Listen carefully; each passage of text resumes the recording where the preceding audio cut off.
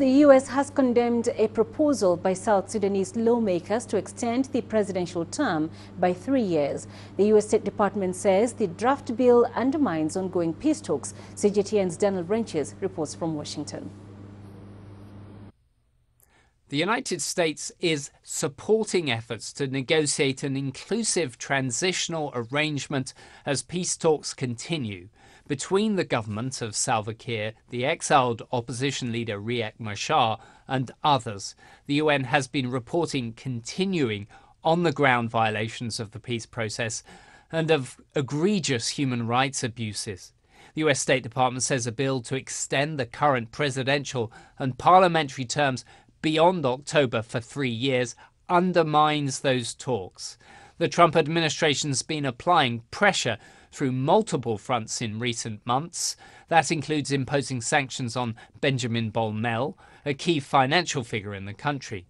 The Enough Project's The Sentry investigations have identified properties in Kenya and Uganda belonging to key leaders that could be seized, and a US Treasury official has been visiting those countries last month. The US also blocked the transfer of American oil technology and services.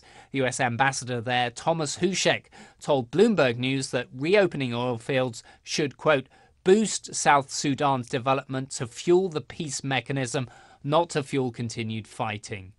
In addition, the US has published 2 major advisories urging international banks to deny services and report on individuals deemed to have committed human rights violations or attempts at suspicious transactions. The US is now seeking support from regional and global nations to increase the pressure tactics aimed at incentivizing real change in South Sudan. Daniel Wrenches, CGTN, Washington. Well, earlier we spoke to Vincent Kimosop. He's an independent policy and government analyst, and we started by asking him whether it's the right time for South Sudan to be holding a debate on extending presidential and parliamentary terms. I would say that is an unwelcome move. That should not be what we should be seeing at this point. Now, considering that there is already a crisis. So what you are actually pointing out is that there is need for a lengthening of the crisis because you're adding more period to a party to a conflict.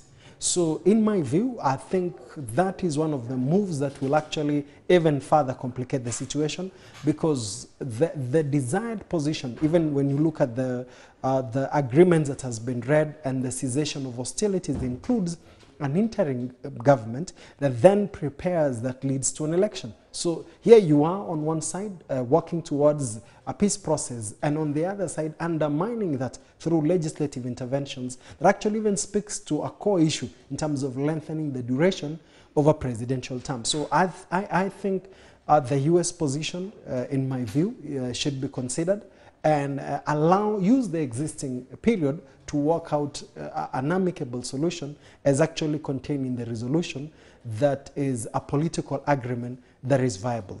I think it is good to appreciate that there are already ongoing steps. Some of them might be seen to be punitive. You have to look at the initiatives in South Sudan from a 3-pronged approach.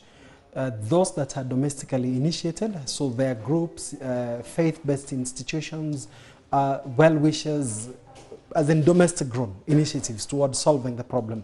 They might not be prominent, they might not be visible, or we are seeing on our screens. And then you also have the regional interventions, the IGAD-led initiatives, and even at times those that are led by individual countries within the region.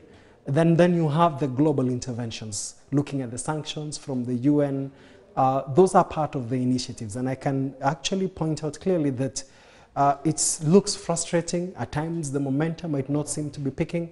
But I believe that ultimately a solution will be found.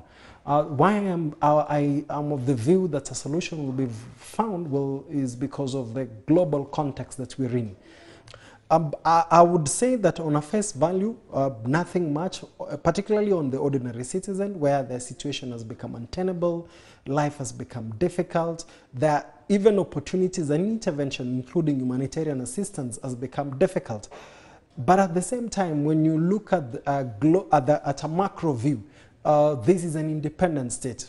One of the things that it is worth noting in a celebration is what a wasted opportunity that they've had. So I would look at it from an optimistic position that may it be a moment of reflection. I will be inspired by the words of Winston Churchill during the Second World War at a difficult time, and actually when people were expecting hope, he actually told people this is the time to sacrifice more for the sake of achieving a better solution and outcome out of this. So in my view, this is the time to speak directly to the leadership of South Sudan and actually telling them to rise up to the occasion and give a better social contract to the people of South Sudan, and the celebration of the independence, how they would turn this thing positively and energize their country for the better and not for the worse.